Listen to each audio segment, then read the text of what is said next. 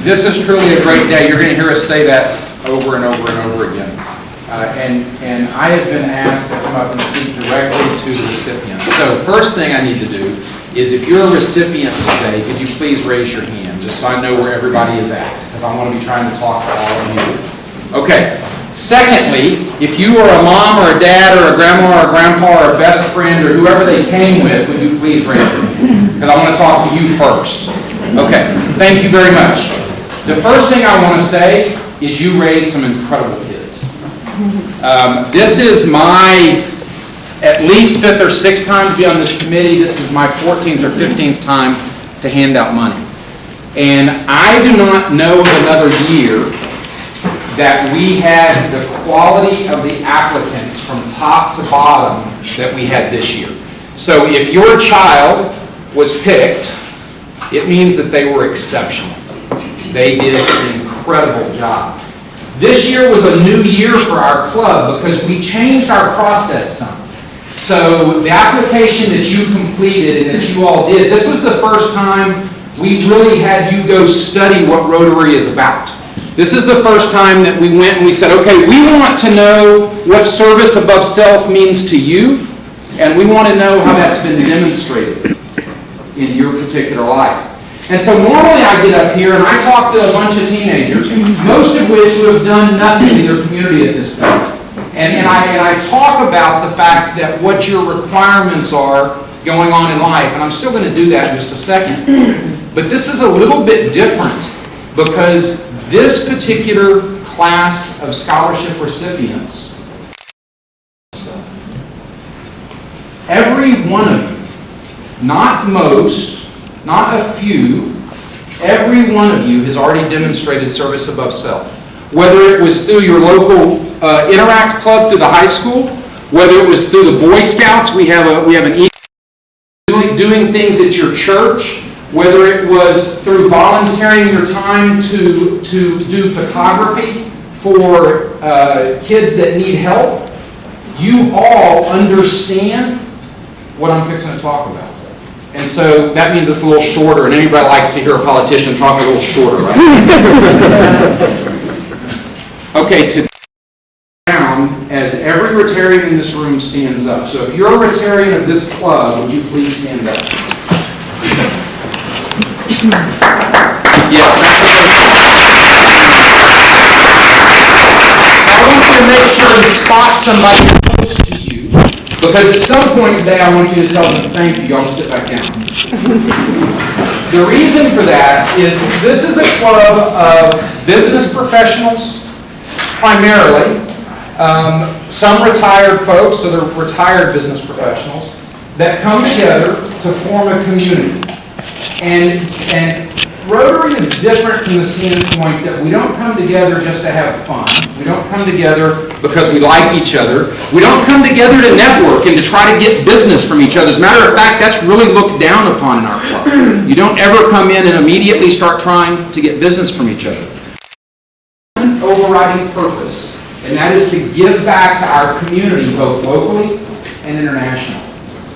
And the only way to do that, there are some Rotary clubs in Austin and in the United States and in the world where you have a lot of very well-heeled individuals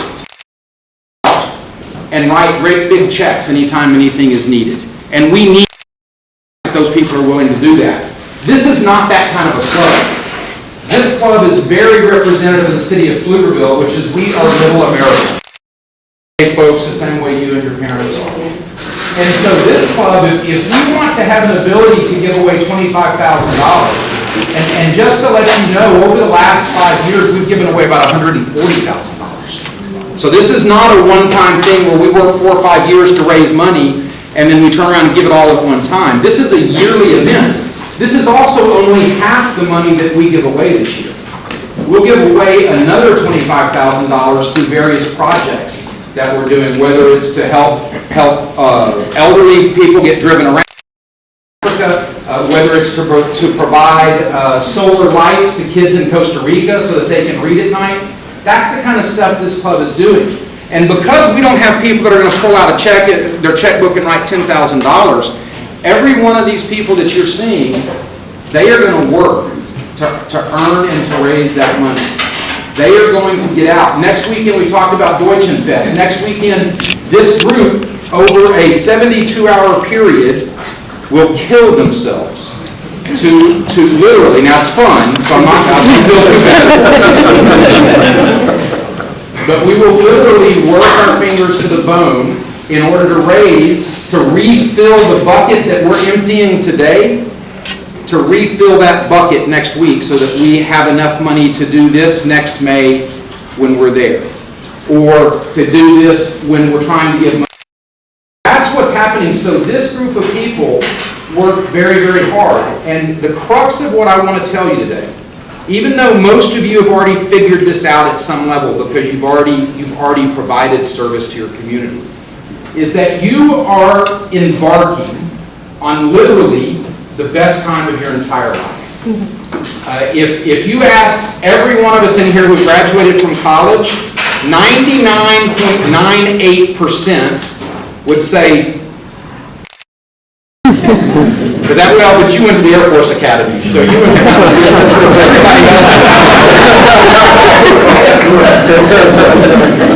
If you went to where I went, you'd be wanting to go back.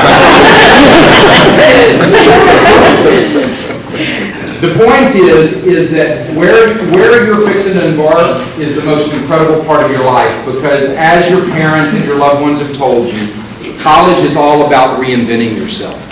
You know, in high school and middle school, you get put into whatever group you're in, and that really pretty much sticks with you all the way through high school. And you don't have a whole lot of opportunity to jump out of that very far. When you go away to a new university, whether it's University of Texas, or whether it's University of Houston, Texas A&M, I'm trying to think of some of the other schools that we were looking at. Baylor? I think there is Baylor. There is Baylor.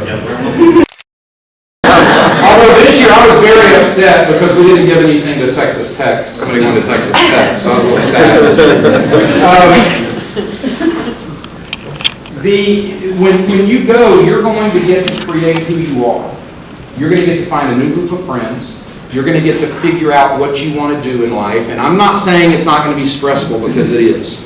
And there's going to be times when you pull all-nighters and you study and you work and it's hard. But it also is the most fun time you'll ever have. It is an incredible point in your life. So I'm going to give you a pass, at least a little bit of a pass, for the next 4 or 5 years. And that is, during college, I want you to go find the local Interact Club at our Rotary, what's the college? Rotary. I want you to go find that when you get there, or I want you to find some kind of a club, and I want you to get involved and do something to help other people. That's important. But it's not your primary mission. And this is the most important thing I'm going to say today, is that after college, at some point, so you graduate college, your next to fall in love, hopefully to start a family, to do whatever it is that you're going to be passionate about. There's going to come a day when you're going to be sitting at your desk, or you're going to be sitting at home with children, or whatever it is you end up doing, and you're going to sit back and you're going to say, I'm a little bored. There's something else missing in my life, and I'm not sure what it is. And I want to tell you what it is today. That's going to be giving and not expecting anything in return. That's what's going to be missing at some point in your life. So what I want to tell you today is that there's going to come a day in your life when your requirement will be to give back. If you want to be a member of our society, member of whether it's Pflugerville or you, God forbid, move someplace else,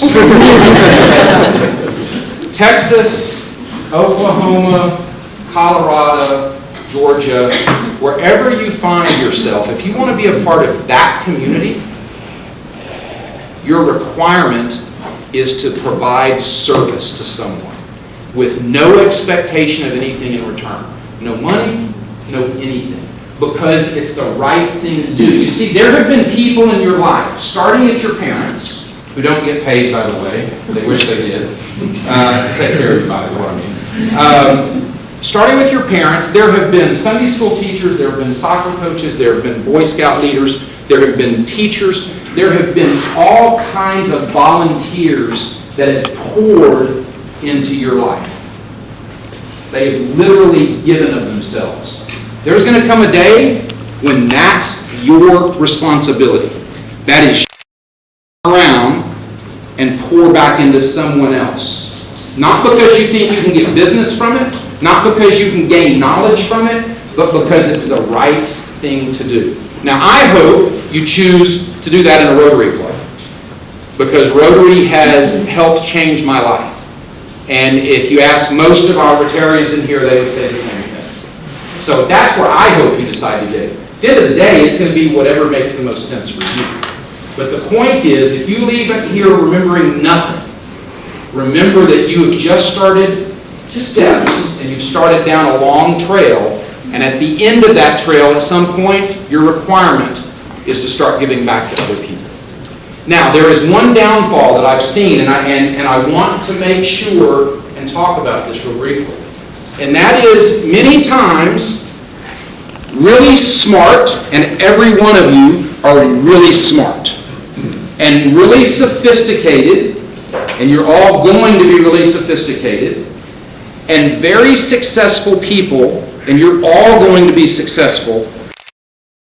And this is the trap I don't want you to fall into. The trap that they fall into is they get really busy with their career, or they get really busy with their family, or they get really busy with whatever, and they make an excuse. And they say, oh, I really would like to go join that local Rotary Club. I'm too busy. I don't have the time to do that. That is an excuse. I run a business. I have 3 children, 2 of which are graduates, or have graduated college. 1 is still at home. I'm the mayor of a community that's grown from 35,000 to 60,000 people in 9 years. I was at a council meeting last night till 11 o'clock. I was at another meeting Monday night, meeting at 6:30. And I don't make excuses. I still get up every day and trying to find a way to make my community better. So there, and I'm not trying to toot my horn, that's not the point. The point is if I can find time to volunteer, you can find time to volunteer. It may mean you don't get to watch as much TV at night. It may mean that you have to get up at a time that's a little less convenient than you want to. It may mean that you have to get up at 5:30 to go work out, which I hate to do because I can't do it in the evening. It may mean that you have to make sacrifices. That's okay. There's nothing wrong with making sacrifices. But I promise you, if it's important, and if you take what I'm saying as true, which is that it is a requirement to give this back, you'll find time. You will find time to give back to your community. And I am a firm believer, there's a lot of things that make the United States of America an incredible place. Volunteerism, in my opinion, is at the top of that list. We are a giving people. We are a people that want to give back. And that is what makes us different. That's what I want us to continue doing. That's what I want you to walk out of here and continue doing. And if you didn't hear earlier, let me make it real clear. Saturday at 9 a.m. is your first opportunity to start doing that because we're going to be shoveling sand. And there's nothing fun about shoveling sand. But guess what? At the end of the shoveling sand, there's going to be a new volleyball court where people from our community can go get exercise and can enjoy their families and can have fun. And at the end of the day, that's what it's all about because we're making Pflugerville. Last thing I'm going to say, and that is, if you are a sponsor on the room, please raise your hand. Okay. Every person that's raising their hand, they have given a minimum of $1,000 to you. Why? Because they've been blessed to be able to do that. Is it the easiest thing to do to reach into your back pocket and write a $1,000 check or a $2,000 check or in one instance a $4,000 check? There's nothing fun about that particularly. I've done it. It's a hard check to write at times. But they are committed to you and they are committed to going forward and to growing our community. Every one of them has a stake in our community. And so sponsors, I appreciate you tremendously. So, yes.